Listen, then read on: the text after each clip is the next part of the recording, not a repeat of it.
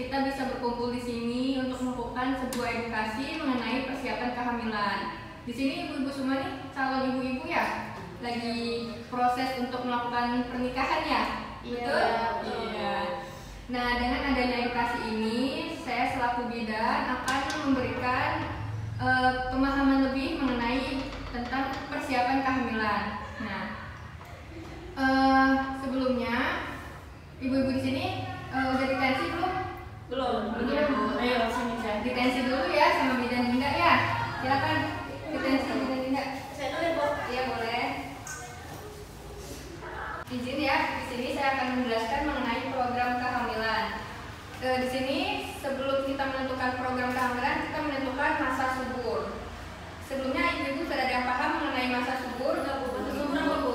Masa subur itu adalah masa ketika kita melakukan hubungan akan cepat proses kehamilannya. Oke, kita langsung ambil contoh ya. Coba dengan ibu siapa? Ibu Dila. Ibu Dila. Oke, Ibu Dila tanggal menstruasinya biasanya tanggal berapa? Tanggal 9 ya. Nah, di sini saya ada sebuah kalender ya. Bisa ibu lihat.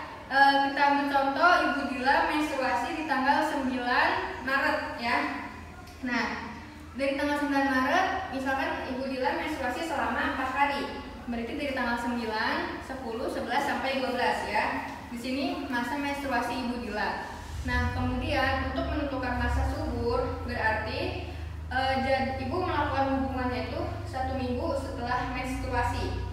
Berarti dari tanggal 12 seminggu kemudian ini bukan masa subur ibu ya. Nah, di sini berarti kita hitung ya 12 sampai ke 7 hari. 1, 2, 3, 4, 5, 6, 7. Dari tanggal 12 sampai tanggal 18 ini bukan masa subur Ibu Dila. Ketika Ibu Dila melakukan hubungan suami istri, kemungkinan terjadi kehamilan itu akan minim ya. Ibu bisa melakukan hubungan suami istri dan cepat terjadi proses pembuahan itu sekitar dari tanggal 19 sampai tanggal 31. Di sini ibu akan datang masa suburnya. Nah, seperti itu, ibu dapat dipahami ya. Jadi selain menentukan masa subur, kita juga harus menentukan pola nutrisi kita, pola makan, pola istirahat ya. Ibu ingat ya? Bisa dipahami Bu? Bisa ya. Masa subur berapa hari Bu? Biasanya masa subur itu kita patokannya itu 1 minggu setelah menstruasi. Nah, jadi seperti itu hitungannya. Jadi kalau misalkan kita mau cepat-cepat terjadi proses kehamilan, berarti hubungan suami istrinya itu usahakan 1 minggu setelah menstruasi.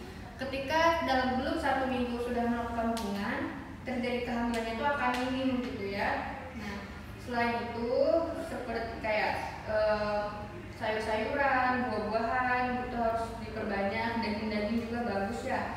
Akan tetapi usahakan ketika sedang melakukan program kehamilan ya, jangan terlalu banyak mengkonsumsi makanan yang berminyak seperti itu. Perbanyak minum air putih ya.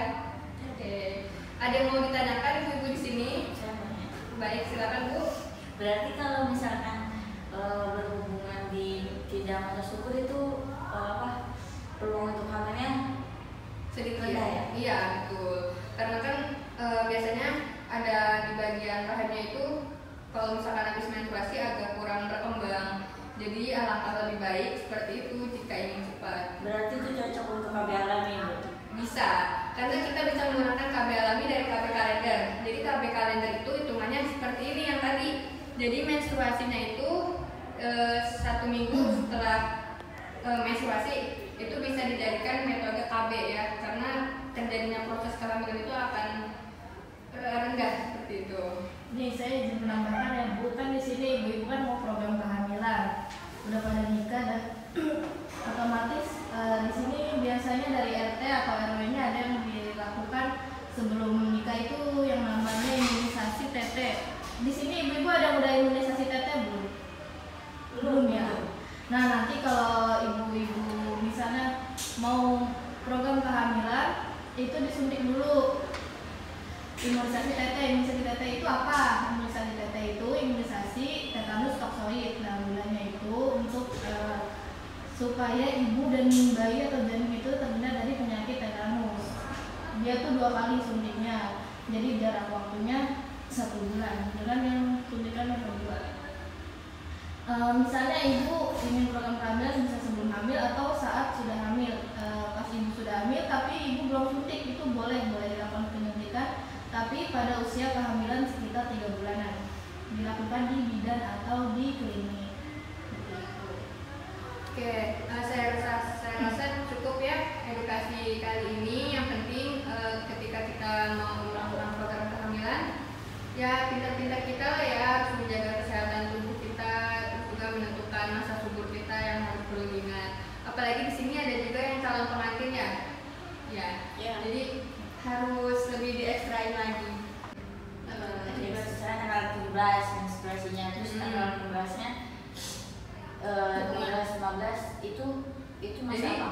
1 minggu sebelum menstruasi dan 1 minggu setelah menstruasi itu kemungkinan terjadi kehamilannya akan rendah. Jadi lebih baik ketika mau berhubungan badan tuh usahakan 1 minggu setelah menstruasi. Itu dihitung aja sampai ketemunya 1 minggu sebelum menstruasi. Seperti itu hitungannya. Itu yang membuat subur itu apa? Biasanya dari pola makan kita juga bisa membantu kesuburan. Biasanya dari hormon ya. Nah, faktor hormon biasanya yang memperlambat proses kehamilan juga dari stres, kecapean, seperti itu. Makanya kalau misalkan mau benar-benar kita lagi program kehamilan, kita harus benar-benar bed rest ya. Pola makannya juga diutamakan, seperti itu, ibu-ibu. Oke. Saya mau tanya, kalau udah suntik PT itu bakal menyebabkan resiko kehamilan nggak? Enggak. Enggak. Tapi ada memang itu untuk apa ya? Kalau namanya imunisasi itu kan mencegah lebih baik daripada mengobati. Berarti kalau nggak suntik PT nggak apa-apa? Lebih baik disuntik, Oh, lebih baik disuntik. karena kan namanya penyakit tetanus itu kan bisa menyebabkan kematian juga kan dari janin, apalagi dari ibu bisa mengeluarkan ke janin. Berarti kemungkinan untuk terkena tetanus itu janinnya ya, bukan ibunya. Ibunya dari ibu Dari mengeluarkan ibunya. janin. Dari ibu ke janin gitu. Hmm. Oke, saya rasa cukup ya Bu. Semoga